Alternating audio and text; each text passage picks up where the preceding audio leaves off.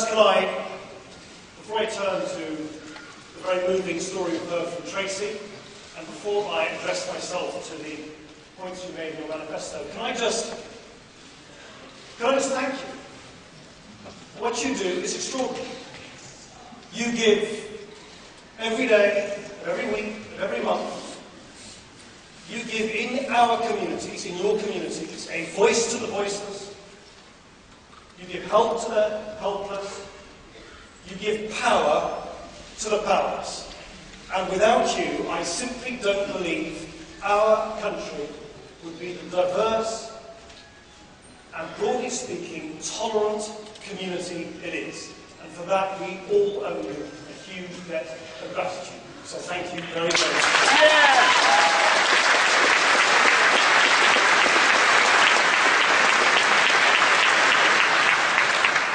The second thing I wanted to say to explain my response to both what we've heard from Tracy and to your manifesto is to tell you a little bit from where I'm coming from.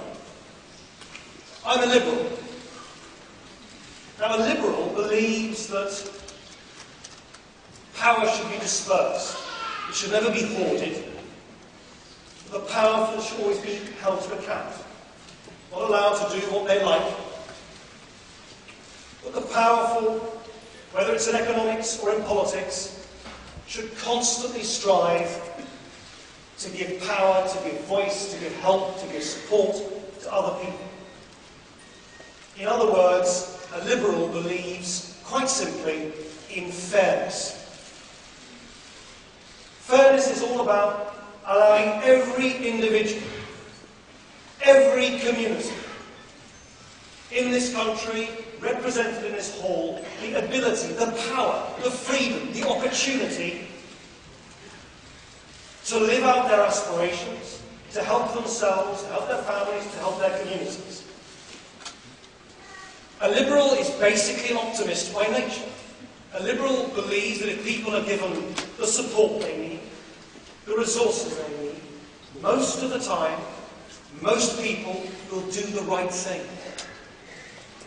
And that's why what you see hardwired into our manifesto is an unrelenting commitment to fairness. Fairness in the tax system. It is just wrong that we have such an unfair tax system that the least powerful in society pay more in tax as a proportion of their income than the richest.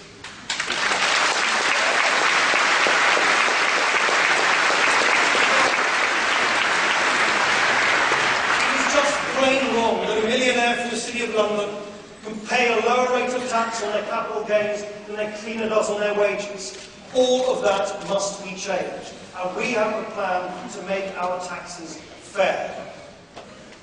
It is also wrong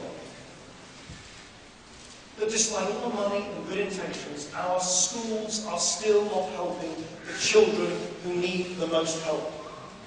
The evidence is now overwhelming that a poor but bright child generally gets overtaken in the classroom by a less bright but wealthier child by the age of 7, and after that, the gap tends to widen.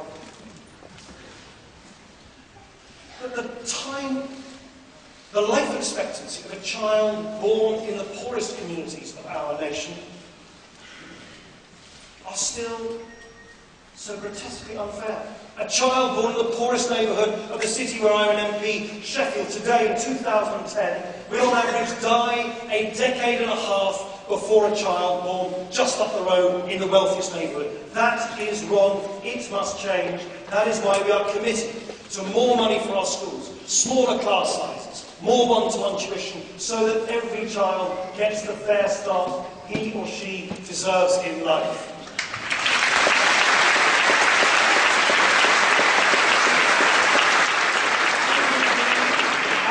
Fairness in our economy. Never again can we allow ourselves as a country to have a small vested interest, a clique of financiers in the City of London hold a gun to the head of the rest of the British economy. It's never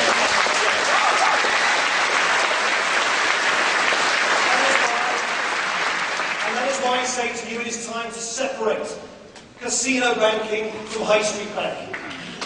And why I say And when I say the banks that you own, that you have bailed out, shouldn't be hoarding your money, they should be lending money to viable, sound British businesses to get the wheels of the economy going and to create the jobs that a million young people are desperately looking for every day of every working week. That is the fairness we need in our economy today.